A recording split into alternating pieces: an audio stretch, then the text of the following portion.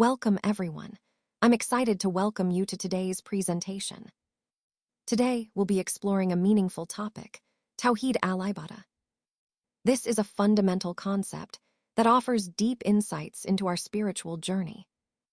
Over the next few minutes, I'll give you an overview of its significance and key aspects. So, let's get started and dive into this important subject together.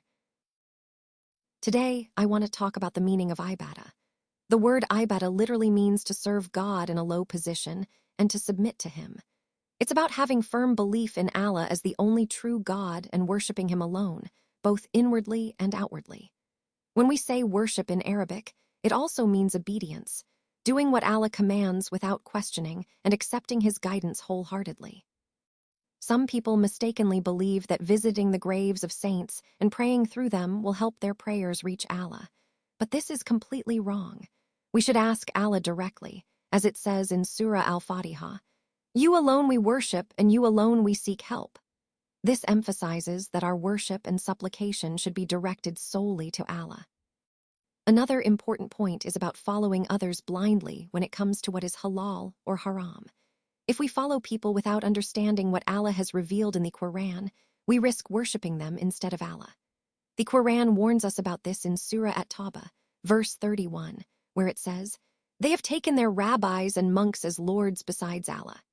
It's a reminder that only Allah deserves our worship and obedience. Worshipping Allah is the very reason why we were created. As Allah states in the Quran, "And I only created the jinns and mankind for my worship." Surah Az-Zariyat 56. Understanding this purpose is crucial because it helps us avoid wasting our time on things that don't matter. Just as we create things for a reason, our existence has a purpose, and that purpose is to worship Allah. Finally, the purpose of life isn't obvious to everyone. That's why Allah sent prophets with books, so we can understand our true purpose. It's our responsibility to seek this purpose actively, to make an effort to find out why we are here and what we should be doing. This understanding guides us to live meaningful lives aligned with Allah's plan. When we worship Allah, we are called Abd, which means a servant of Allah. That's why the best name for Muslims is Abdullah for males or Amatullah for females, both meaning servant of Allah. We cannot be servants of anyone else besides Allah, not even the prophets. Ibaadah, or worship, is the heart of Islam because the word Islam itself means to submit or surrender one's will to Allah. Our bodies naturally obey Allah's laws, just like they follow the laws of nature. For example, our bodies automatically pump blood and function as Allah has designed, so that's a form of submission to Allah's will. You can do Ibaadah all the time if you follow what Allah has told us. For instance, when we eat and say Bismillah and use the right hand, we are obeying Allah and doing acts of worship. When we avoid haram food or overeating, our actions align with Allah's guidance, making our Ibaadah complete. Insha'Allah, we will be rewarded for these actions. When we pray, fast, give zakah, or perform hajj, these are acts of Tawhid Al Ibaadah, worshipping Allah in the way He has commanded us. But if we neglect these acts, complain about them, or are lazy, then we are not fulfilling our purpose. This means we are not truly worshipping Allah. Engaging in acts of Ibaadah brings reward, while neglecting them can lead to punishment. So, it's essential to do these acts sincerely, as Allah created us for that purpose, to worship Him and submit fully to His guidance. When we look at this beautiful verse from Surah Al-Baqarah, chapter 186, it really highlights the closeness of Allah to us. It tells us that, when my servant asks about me, I am indeed near to them. This is a powerful reminder that Allah's presence is always close, ready to listen to our prayers. He says, "I listen to the prayer of everyone who calls on me." That means no matter who we are or where we come from, Allah is always ready to hear our supplications. So, it's important that we respond to His call, believe in Him, and trust that He will guide us. Now, the key to being guided is rooted in two main conditions. First, belief in Allah, the Most High, is essential. Without faith, our efforts and prayers won't reach their full potential. Second, we need to respond to what Allah asks of us. It's not enough to just believe, we must also act by following His guidance and commandments. This connects directly to our overall theme of continuous learning and spiritual growth. Recognizing Allah's closeness encourages us to turn to Him often, and understanding the conditions for guidance helps us strengthen our relationship with Him. Remember, Allah's closeness is a source of comfort and assurance. He listens, He responds, and He guides us if we open our hearts and respond properly. When we perform our ibadah, or acts of worship, we elevate ourselves to the highest level of Allah's creation. In fact, we become even higher than the angels. This is why Allah instructed the angels to bow down to Adam, Piba, because Adam was created to be higher in rank.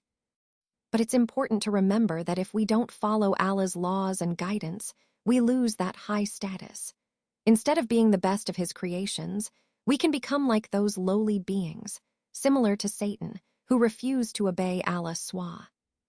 Now, when we reach a high level of ibadah, we are given the title Khalifa, which means we are responsible for governing and taking care of other creatures on earth.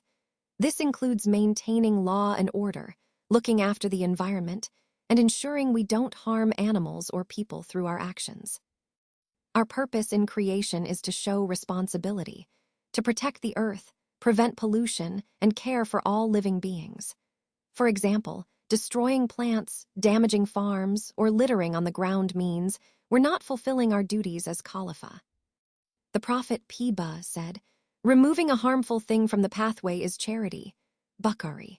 So, even small acts like clearing away something dangerous or harmful is a way of helping others and fulfilling our role on earth. Today, I want to talk about the concept of Al-Ulu, which means highness or transcendence. When we describe Allah Swah with this attribute, we emphasize that He is above and beyond His creation, completely separate from it. Now, it's interesting to see how different religions view God's relationship with the world. Christians, for example, believe that God came to earth in the form of man, which means He became part of creation. Similarly, Hindus believe that God is everywhere in everything, so their understanding of divinity is inside the creation itself. This leads to worshiping humans or other forms of creation, which differs from our understanding. So, how do we prove that Allah Swah is truly above His creation? One key proof is the natural proof. Allah created us with a natural inclination, called fitra, to worship Him. This instinct was instilled in us when He created us from the loins of Adam, Piba, which symbolizes our origin and inherent tendency to recognize and worship Allah. Another important point is the prayer proof. We don't worship Allah by using images or statues. Rather, we pray directly to Him without intermediaries. If Allah were truly everywhere or contained within objects, then our worship could be directed to anything or anyone, which clearly isn't the case.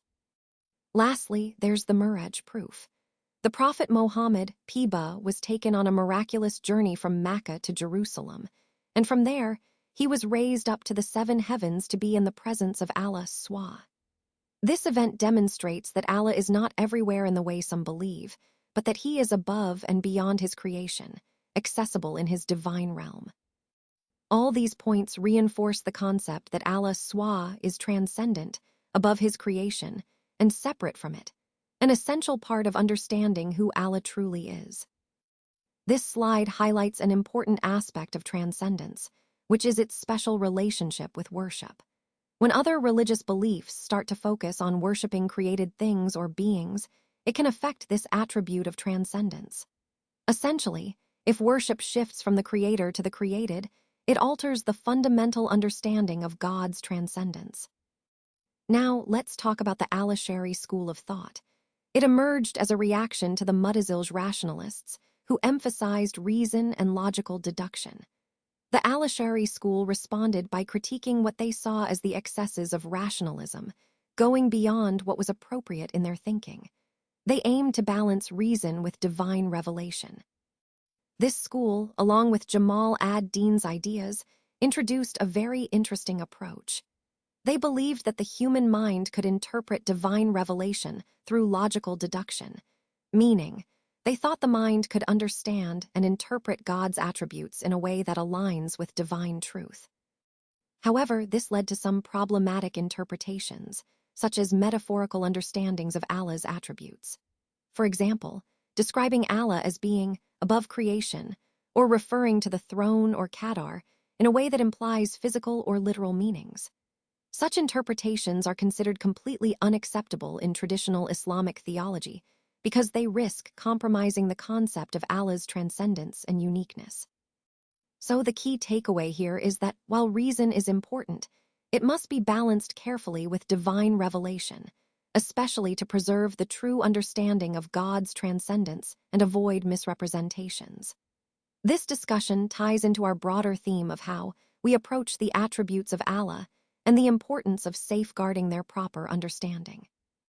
Let's examine the concept of transcendence and how it is reflected in various Islamic texts. First, we see that they ascend up to him, as mentioned in Surah 32:5. This indicates that everything, including good sayings, rises to him, emphasizing his elevated status. Next, the attribute al-Qahir, meaning the irresistible, is used to describe Allah, highlighting his supreme power above his worshippers, as mentioned in Surahs 6:18 and 61. This reinforces the idea that Allah is above creation, beyond their reach and control. We also find that those who fear their Lord acknowledge his position above them, as in Surah 16:50. This shows a recognition of Allah's transcendence in the hearts of believers. Finally, there's a powerful story involving the Prophet Muhammad, Piba. When he asked a slave girl where Allah was, she responded that he was above the sky. This response is significant because it affirms that Allah is not part of his creation. If she had been mistaken, the Prophet would have corrected her, but her answer aligns with the idea of Allah's transcendence, being above and beyond his creation. All these points together deepen our understanding that Allah's transcendence is a fundamental aspect of Islamic belief, connecting to the overall theme that Allah is completely above and beyond anything we can imagine or comprehend.